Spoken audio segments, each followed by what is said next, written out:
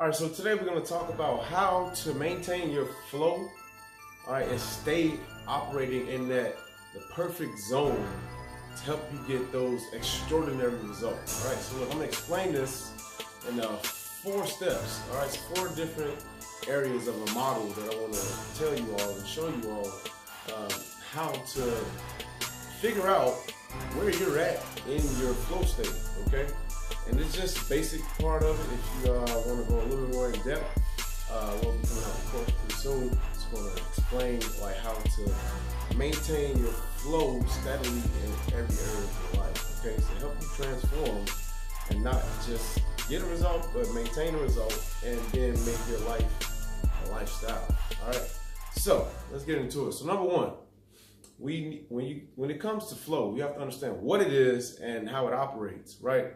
So, like I said earlier about the time where you may have been in the sport and you feel like everything was working perfectly and everything was just clicking, like you had all the right stuff for all the right moments and it just worked out, right? So, why is that? So, I want to explain to you all, I'm going to show you all a model. I'm just going to use my hands. It's the easiest, simplest way that I can explain this to you, all right? So, we look at it. We have 4 sides to this model, 4 points. So, we have a bottom to the top, which will be your low challenge, all right, starting from the bottom and then going up to high challenge, all right?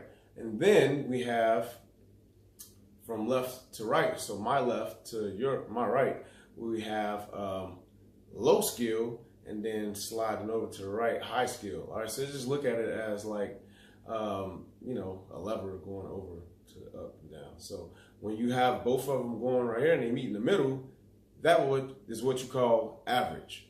And we don't want to be average, all right? I want you guys to be high level because that's who I work with and that's who I want to make you. That's who I want to work with. So if you're not high level, then, you know, maybe you need to work on some skills to get you to that level, okay? So how does this work? All right, so let's look at it. Let's take it from, so each side you have, because we split it in 4s, right? So we have 4 quadrants. So you have, this would be the ideal spot right here, top right, my top right. So it'd be high level, or it'd be high challenge, and then over high skill. So on that spectrum, it would be up here. So top right would be ideal, right? So when it comes to being in the zone, right, it's because you have developed the higher level skills that you need when it comes to the certain activity that you're doing, right? And when high level challenges that arouse you to a point where you're excited and you are well prepared to, you know, overtake those challenges and to welcome those challenges and rise above them, that's where the flow state comes, and that's where all the things that you've been preparing for and practicing for has come and they kick in, and that's where that feeling happens because you know I'm prepared for this moment, I'm focused, I'm lasered in, I'm keyed in, and nothing's going to stop me from feeling and accomplishing my goal, right?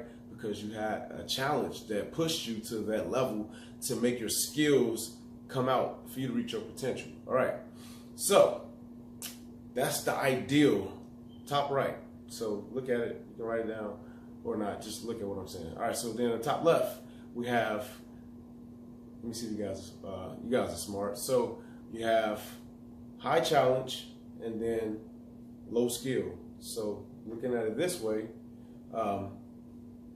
we will have, think of it this way. So if you ever took a test, say for instance, like a math test or something, and you just was not getting it, and you decided like in 1 week, I need to figure something out because I don't know what to do. And because my skill level is not up to par where it needs to be for me to pass this test. Okay, so I have a high challenge, the test. My skill level is below average, all right?